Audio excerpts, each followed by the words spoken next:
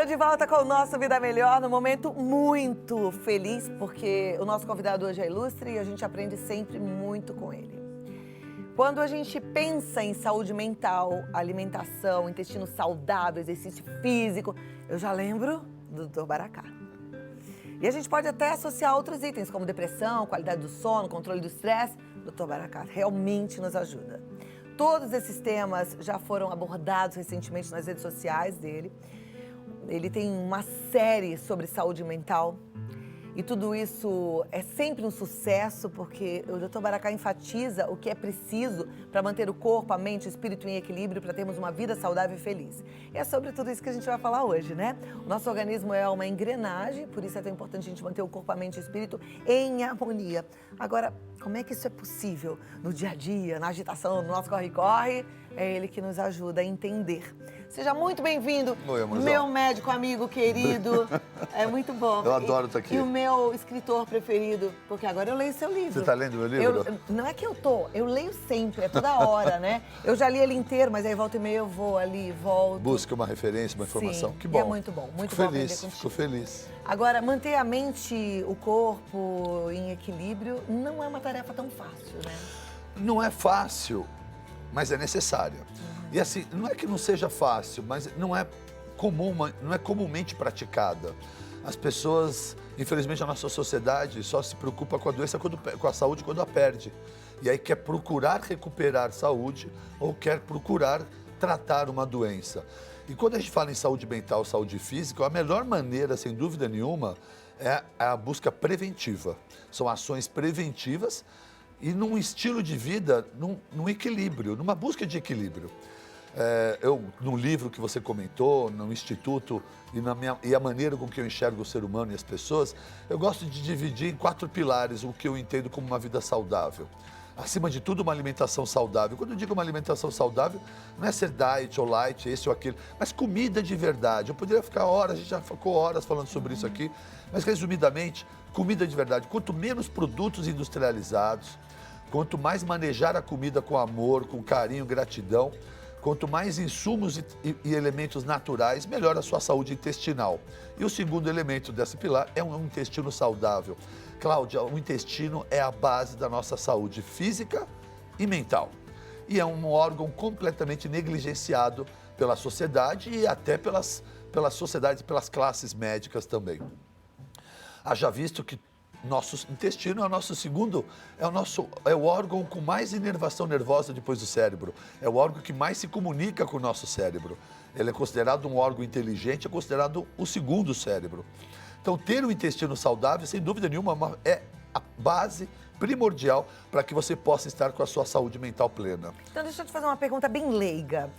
Eu tento, como muitos dos meus telespectadores, terem uma vida regradinha, comer comida de verdade, faço exercício físico, mas de vez em quando vem aquela loucura, aquela fase de compulsão de coisas erradas. É compulsão do doce, é compulsão de gordura errada. Isso é porque desequilibrou, é porque o intestino não está legal?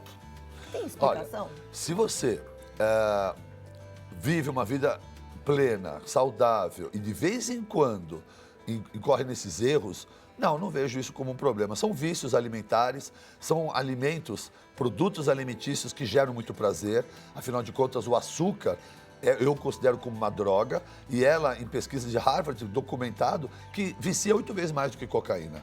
Então, na verdade, você se entregar um pouco para um açúcar, uma farinha, um doce ou uma comida fora, vez ou outra, não vejo isso como um grande problema, se você entende que está dentro de uma busca, de um equilíbrio. Agora, quando a pessoa não consegue sair disso, vive um ambiente onde só deseja isso, vive estressado, atrapalhado, nervoso e sente que comer aquilo todos os dias é a sua maneira de compensação, de recompensa. Sim, sem dúvida, há um desequilíbrio intestinal nesse indivíduo. Que aí é uma coisa que puxa a outra. Que puxa a outra. Entenda uma coisa, Cláudia, no nosso intestino, a serotonina, que é o neurotransmissor que o cérebro tanto precisa e utiliza, responsável pela sensação de prazer, de bem-estar, ela é produzida 95% no intestino.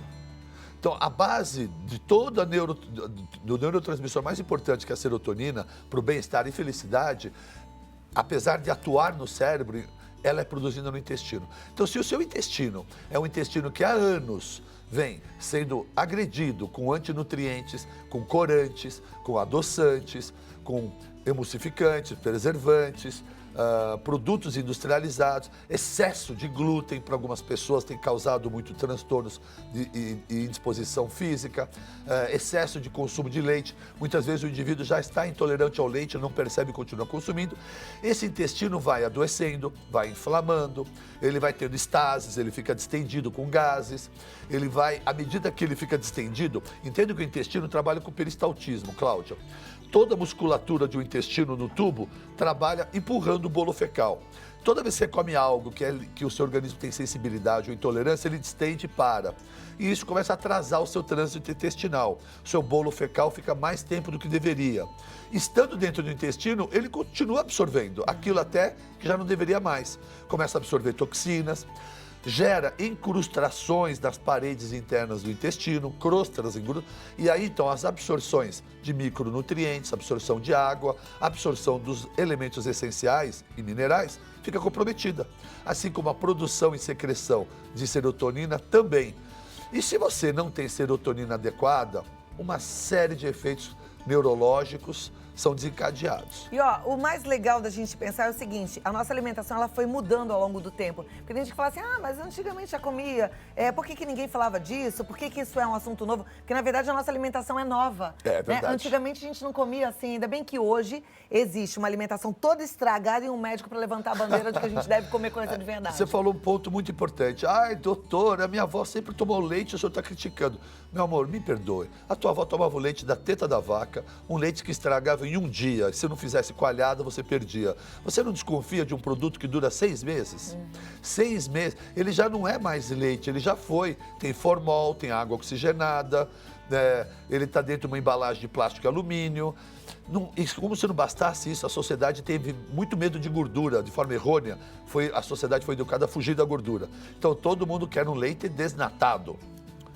Um leite desnatado, se você tirar a gordura, não sobra nada, a água rala. Então, para poder ser palatável, acrescenta-se muita lactose. Então, normalmente o leite desnatado tem muito mais presença de lactose.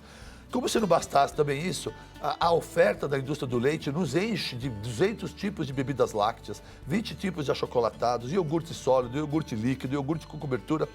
Então, as pessoas estão consumindo muito mais produtos derivados do leite, com muita maior quantidade de lactose. E aí, então, aquela taxa de enzima para digerir o seu leite, que algumas pessoas, inclusive, já nascem sem, mas em algum momento da vida todo mundo vai esgotar a sua capacidade de digerir bem o leite, a lactose, tem sido mais precocemente pelo excesso de consumo e por um excesso de produtos carregados de lactose. A mesma coisa com glúten. Doutor, o senhor fala do pão, o pão é um alimento santo, amiga. O pão de Jesus na Santa Ceia, sequer glúten tinha. O glúten veio nas mutações genéticas, mas mais do que isso, há 150 anos começou a apresentar uma presença na farinha.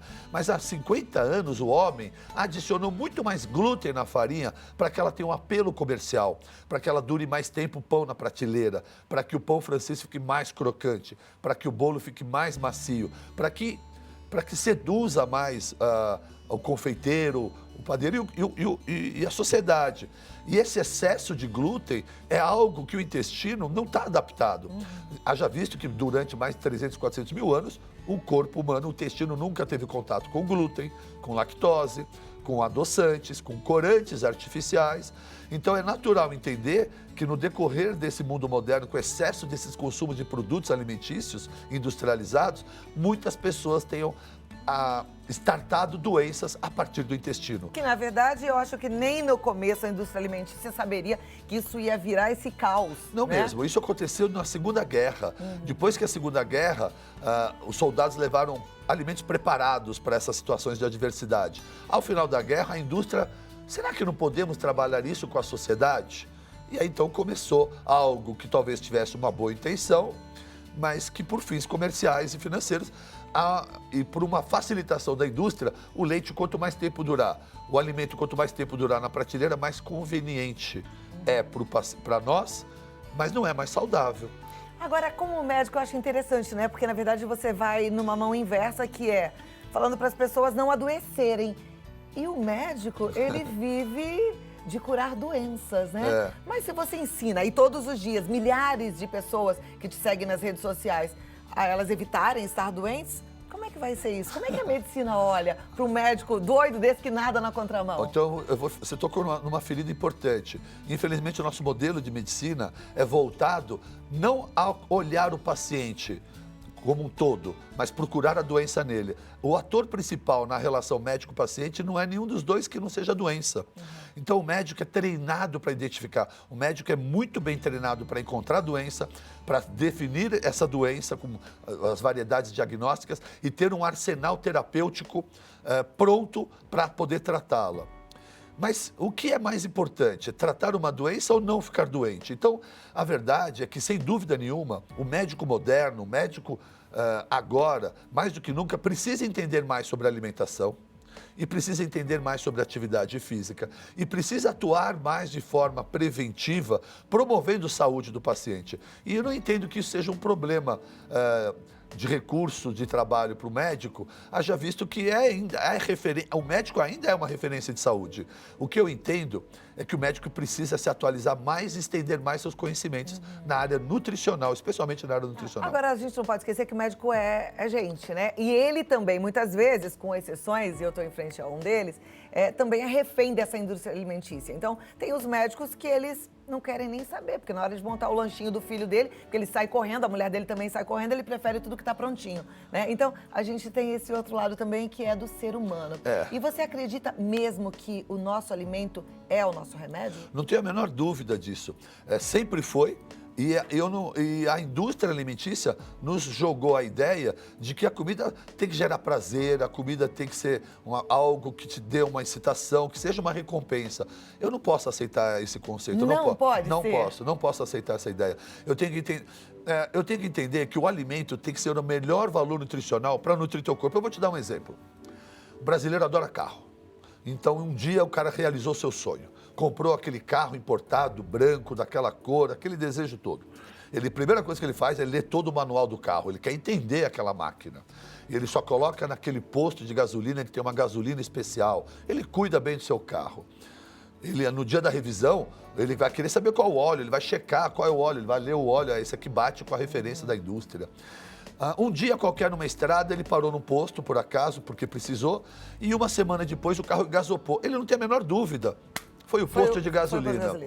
Por que cargas d'água a sociedade não trata a sua saúde da mesma maneira que trata o seu carro? Quantas pessoas leem os rótulos daquilo que consomem?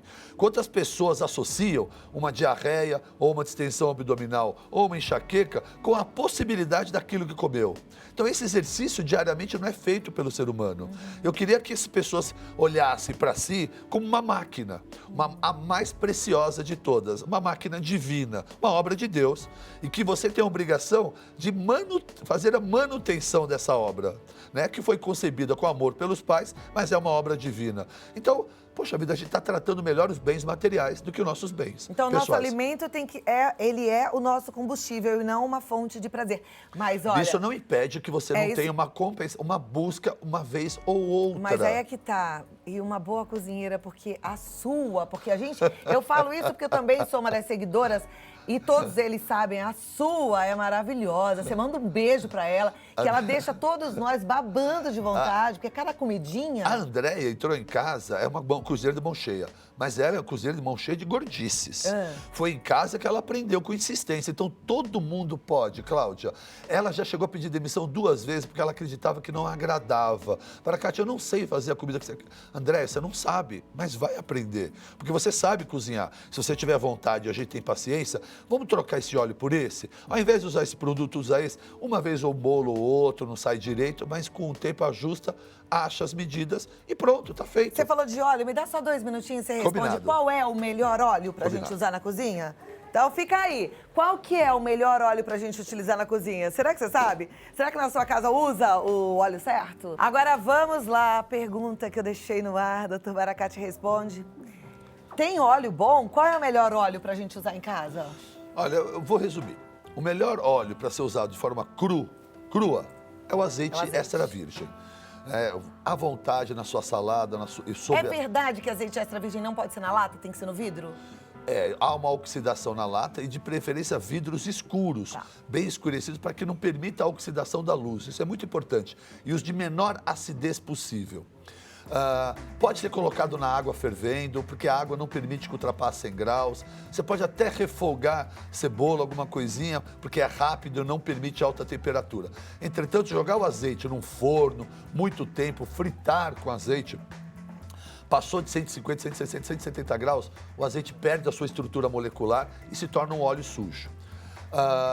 Aí é jogar dinheiro fora. Aí é jogar. Então, eu prefiro normalmente usar o azeite de uma forma crua. E o óleo para aquecimento, sem dúvida nenhuma, é o óleo de coco. É o polêmico óleo de coco, que por muitas vezes já foi nomeado como um óleo santo e depois um óleo do mal, enfim. Há muita contestação, muita polêmica envolvida. Mas eu não tenho a menor dúvida, dentro dos meus conceitos de saúde, que os piores óleos são os óleos vegetais, todos. Canola. Canola sequer é um nome, canola é o nome de uma sigla, nem planta é. Então você compra um óleo de algo que nem sabe o que é.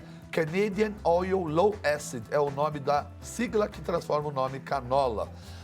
Óleo de milho, girassol, esses óleos após aquecimento, eles transformam numa gordura trans.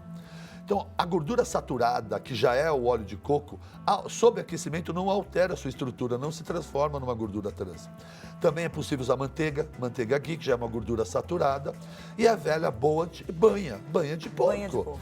Né? Se você olhar para as mães, para as avós e as bisas, todas da roça ou do interior, que guardavam suas carnes dentro da lata, na banha, e comeram toda a comida feita, estão fortes, saudáveis, eretas, rígidas e com excelente saúde mental.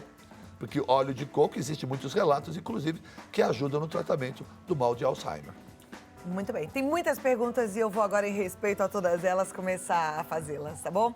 A primeira delas vem da Adriana Lacerda, ela é de Votuporanga. Ela quer saber se é verdade que quem faz cirurgia bariátrica vive menos. Olha, se você pensar que você vai fazer a cirurgia bariátrica, mas não ressignifica a sua relação com os alimentos, nem o seu comportamento, ou seja, a pessoa que foi indicada a cirurgia bariátrica era alguém que estava com obesidade mórbida, era compulsivo, comia errado, alimentos ruins, sedentário e vivia um ambiente de estresse. Se a pessoa só operou e não mudou todo o ambiente, o environment, provavelmente há uma estatística que há uma diminuição de expectativa de vida. Entretanto, você faz uma cirurgia, busca um bom profissional, a suplementação da vitamina B12, do ferro, tirosina, toda a suplementação necessária, muda a sua relação com os alimentos, desperta para uma vida mais saudável, você está fora dessa estatística. Ok, a Andréia de Betim, ela disse: comecei a fazer a dieta low carb e tive bastante melhora. E nesse final de semana enfiei o pé na jaca e voltei a sentir todas as dores que tinha antes da dieta. Fala um pouquinho sobre a low carb. Olha, o conceito low carb é a ideia de você diminuir o consumo de quantidade de carboidrato de uma forma geral nas suas refeições do seu dia, fazer uma escolha por carboidratos de melhor qualidade. Carboidratos de melhor qualidade são aqueles que têm mais fibras e são aqueles que têm mais um índice glicêmico menor, ou seja, após ingeridos liberam açúcar lentamente, tais como tubérculo, raízes, mandioca, abóbora, batata doce, farinhas integrais de uma forma geral. Aí o que acontece é que a pessoa experimenta nesse conceito low carb a redução drástica desses carboidratos, especialmente os ruins, os farináceos e açucarados e simples. Esse momento que ela voltou a comer, depois de um período de low carb, comer errado, provavelmente ele encontrou o organismo com a sua guarda baixa e aquele intestino que vivia se protegendo estava desprotegido. E aí, então, entra um montão de elementos conservantes, preservantes, adoçantes, muito glúten, há uma distensão abdominal, há uma rejeição do organismo até que ele se adapte. E esse período você tem um desconforto. Isso significa, cada vez mais, que vale menos cometer crime. Ou aprender a cometer uns crimes alimentares que te gerem menos angústia, que te gerem menos que você não fique tão desconfortada. Então isso vai fazer com que cada vez mais você erre menos. Você está no momento de ressignificar a sua relação com os alimentos. E esses episódios, por conta desse desconforto, vão começar a ser mais esparçados. e vai ser minimizado. Essa é a ideia de você desenvolver uma relação melhor com os alimentos. Você hoje que tem um estilo de vida bem saudável, a gente acompanha e sabe, você se sente melhor do que há alguns anos atrás? Há 10, Cláudia, eu tenho 15 mais de anos? 50 anos. A cada década, eu digo que a cada década eu me sinto um homem mais saudável, mais forte, com uma composição corporal melhor e me sinto mais jovem. Eu tenho mais de 50 anos e me sinto muito mais disposto do que quando eu tinha 20 e 30 anos de idade. E você deve isso à alimentação, exercício físico e equilíbrio mental? Olha, esse é o ponto, Cláudia. A alimentação e o exercício físico foram a base dos meus 30 últimos anos. E realmente atingi uma saúde quase plena. Foi quando eu percebi que nós vivemos um ambiente de muita ansiedade e estresse. E de nada adianta você fazer um montão de exercício e ir para a cama e não ter um sono bom. Porque é no sono reparador que você vai conseguir ter um anabolismo, ganho de massa, queima de gordura e uma série de processos metabólicos que acontecem, que se for o caso vale a pena conversarmos. Então, e o que atrapalha o sono? Ansiedade, estresse e cortisol alto. Ou seja, se não trabalharmos a saúde mental, não teremos uma saúde física plena. Eu costumo dizer que se você não está feliz com a sua saúde física e mental atual, é porque você não fez a escolha certa nos seus últimos 5 anos.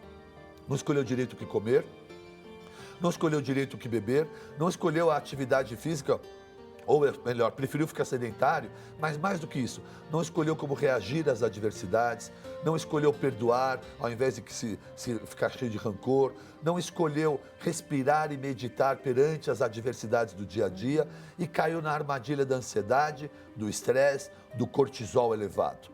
Cortisol elevado significa secreção de adrenalina, significa um sono sem qualidade, porque a sua serotonina caiu. E com serotonina baixa, você não transforma em melatonina. E sem melatonina, você tem um sono sem qualidade. Com serotonina baixa, você quer comer mais carboidratos, porque você encontra conforto no açúcar e na farinha. E você tem uma sensação de bem-estar, que a ausência de serotonina causa essa ausência de bem-estar. Sem o sono adequado, não produzimos GH, que é um hormônio importantíssimo para a saúde óssea, para a saúde muscular e para queimar gordura. Não produzimos no sono profundo a leptina, que é o hormônio que no dia seguinte vai gerar saciedade. Então, dormir mal altera a sua saúde muscular, óssea, altera a composição de gordura e deixa você com mais fome. Então, a ideia de tentar manter exercícios e alimentação saudável, quando o seu sono está desregulado, quando você está ansioso, e ansioso você tem um desequilíbrio maior e você se entrega mais para os alimentos que geram conforto, começa a ficar falha. E é então que veio o conceito do quarto pilar, que é o equilíbrio entre saúde física, mental e espiritual.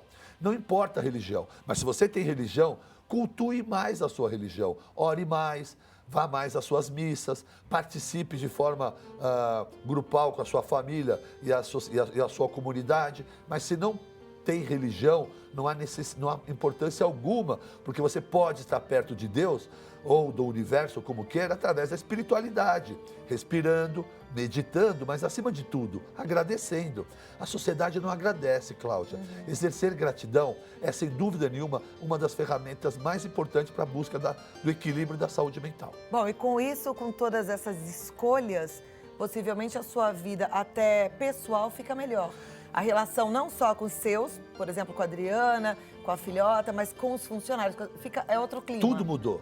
Tudo absolutamente muda. E tudo isso pode mudar na vida de qualquer pessoa. Então, se você quer uma saúde física e mental melhor, prepare-se para os seus próximos anos, faça escolhas melhores, procure entender melhor a sua espiritualidade, busque esse caminho na religião ou não, procure perdoar mais, procure ser mais grato e procure não ser mais sedentário e ter uma alimentação saudável. Procure esse equilíbrio. Eu tenho certeza que em questão de meses, em poucos anos, você vai estar gozando de uma vida muito mais saudável, mental e fisicamente. Olha, Ângela, Maria, Ana Cláudia, Miriam, Gilberto, vários pedindo uma ajuda em relação à fibromialgia, por isso que eu separei uma pergunta aqui que é da Ana Cláudia.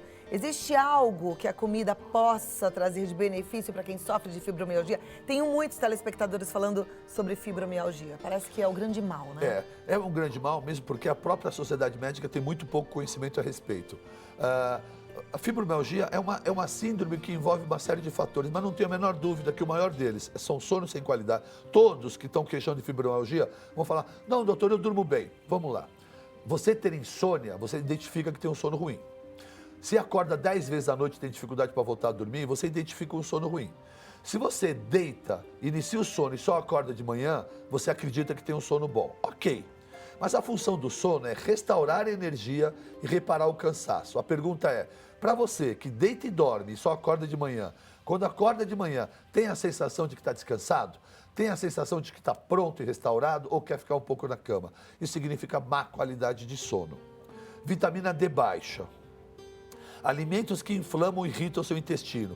Todas essas pessoas estão com queixa de fibromialgia. Eu tenho certeza que tem queixas de distensão, de gases, de intolerâncias e sensibilidades alimentares.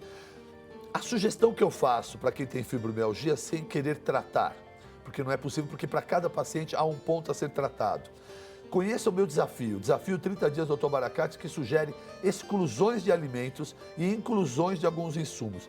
Experimente por 30 dias essa proposta de remover produtos industrializados. No meu blog tem, nas mídias sociais tem. Corre lá e entenda o que é esse desafio 30 dias. Coloca a hashtag desafio 30 dias do Dr. Baracate, você vai ver como faz e vai ouvir os comentários de todos que fizeram, o quanto mudou a vida deles. A partir daí, você vai entender que a alimentação tem uma interferência direta na sua saúde e nessa questão da fibromialgia. Aí eu peço que você procure um bom profissional de saúde, ou um nutrólogo, ou uma boa nutricionista funcional pós-graduada, para que ela possa lhe orientar melhor a respeito. Ótimo. Eu estou pensando algumas perguntas, porque eu tenho milhares de perguntas aqui, não estou dando conta, mas eu estou vendo a maior incidência. E tem muita gente aqui pedindo para falar sobre alimentos que possam aumentar a imunidade. Então eu tenho pacientes com doenças sérias, fazendo quimioterapia. Existe alguma alimentação mais apropriada para esse caso? A imunidade, ela está toda no trato intestinal também, todo o nosso sistema imunológico. Então, na verdade, quando a sua imunidade caiu, é porque seu intestino já adoeceu. Seu intestino já está adoecido. Então, tratar um alimento que aumenta a imunidade não é o mais importante, mas o mais importante é pare de comer produtos industrializados, produtos alimentícios que vem comendo há muito tempo. Remova, fazer o desafio, sem dúvida nenhuma mas tratar o intestino, aumentar a tua vitamina D, aumentar o pool de probióticos para o seu intestino, lactobacilos, comer comida de verdade, fazer uso de cúrcuma, açafrão, fazer uso de óleo de coco e remover bebidas industrializadas, todas essas bebidas açucaradas especialmente. Sem dúvida nenhuma são ferramentas para aumentar a sua imunidade. Outro assunto recorrente aqui em relação ao hipotiroidismo, hipertiroidismo. Eu peguei uma pergunta que é da Lígia Correia, ela tem 30 anos, mora em Recife. Ela disse que a médica identificou que ela está com o T4 subindo e ela quer saber se a alimentação melhora. Daí a gente poderia ser um pouquinho mais abrangente e falar sobre todos os dois casos. Algumas doenças autoimunes, como Hashimoto, elas têm sim sua causa no intestino. De novo, os alimentos que são... A proposta de remover alimentos que estão no desafio, como produtos carregados com excesso de glúten, lactose, corantes, adoçantes, remover esses alimentos pode te ajudar bastante na sua saúde intestinal, no seu sistema imunológico, e diminuindo essa inflamação, você diminui esses ataques dos anticorpos na sua tireoide. No hipertireoidismo básico e no hipotireoidismo básico primário, a alimentação não tem interferência. É um distúrbio hormonal metabólico que necessita de um período de correções através de medicações de hormônios. Tem que corrigir com medicamento, né? Eu acho muito interessante quando eu encontro, às vezes, telespectadora na rua ou mesmo aqui, através do WhatsApp, que elas falam, eu tô com uma obesidade muito grande, eu engordei muito porque eu tenho hipotireoidismo. Eu também tenho. Eu também tenho. Uso 250 microgramas de T4. Eu uso 88. Então, se o seu tá exame normalizou, você não tem mais hipotireoidismo. Você tinha hipotireoidismo quando o seu médico diagnosticou. A partir do momento que você começou a ser tratada, você não tem mais hipo. E desculpa te avisar disso, você não tem mais essa desculpa. Porque se você está bem controlada com o hormônio tireoidiano, você está eutireoide, você já não é mais hipo nem hiper, é uma eutireoideia e você está saudável, você não está engordando por causa disso. Uma pergunta que todo mundo faz, doutor, eu não quero mais usar o remédio para tireoide, o que eu tenho que comer para parar de usar? Não, meu amor, deixa eu te contar um negócio. A glândula tireoide é uma das glândulas mais importantes do organismo. A sua função em excelência é fundamental para que o seu corpo otimize todas as ações metabólicas. Se para que você tenha todo esse sucesso de saúde, basta tomar um comprimido de manhã em jejum, pô, isso é sua grande sorte, não é um problema. Então, recusar a ideia de tratar a tireoide por causa de um hormônio tireoidiano é um erro. Não rejeite essa proposta. Procure o seu médico, porque a hipotireoidismo não é mais desculpa de obesidade. Era antigamente quando havia negligência, descuido e não havia diagnóstico. Hoje todo mundo é diagnosticado porque são feitos exames de rotina e se você está tratada, não tem mais essa doença. Ai, amei que você falou isso, porque eu tenho uma gratidão ao meu remedinho, meu hormônio tiroidiano. Tenho gratidão por falar, que bom, e eu tomo todo Isso dia mesmo. com prazer. E me sinto tão bem, Essa tudo é a ideia, reguladinho, esse é o isso conceito. maravilhoso. Que simplicidade é manter a saúde tomando apenas um hormônio tiroidiano. claro. A indústria farmacêutica, vez ou outra, acerta forte. E esse é um dos seus pontos. Eu já sei até onde ele fica de olho fechado, já coloco na Eu boca, não preciso nem também. mais de Fica meu água. copinho d'água, já à noite eu preparo. Para de manhã só ingeri-lo. Se eu tiver com muito sono, nem vai água, eu só dou mais uma Combinado. cochiladinha de 20 minutos e tá tudo certo. Olha, eu amo te receber, muito obrigada, eu sei que seu tempo Já acabou? é precioso. Já acabou? Já acabou? Muito rápido, Muito né? rápido. A volta. E Então- a gente tem te visto praticamente todos os dias aqui, porque quando você vem a gente te aluga, né? E você grava várias dicas. O meu telespectador tá mais saudável, eu posso falar isso. E eu adoro trabalhar com eles me conheceram através de você. E eu tenho contato com os espectadores da Cláudia que me acompanham agora da mídia. Todos eles expressam a felicidade de ter me conhecido aqui. E é essa corrente do bem que me faz ser feliz e gostar tanto de estar aqui, Cláudia. Muito obrigada. Obrigada por cuidar de mim e da minha seu família amor. também, viu? Ai, amorzão. Muito querida. Beijo. Obrigada.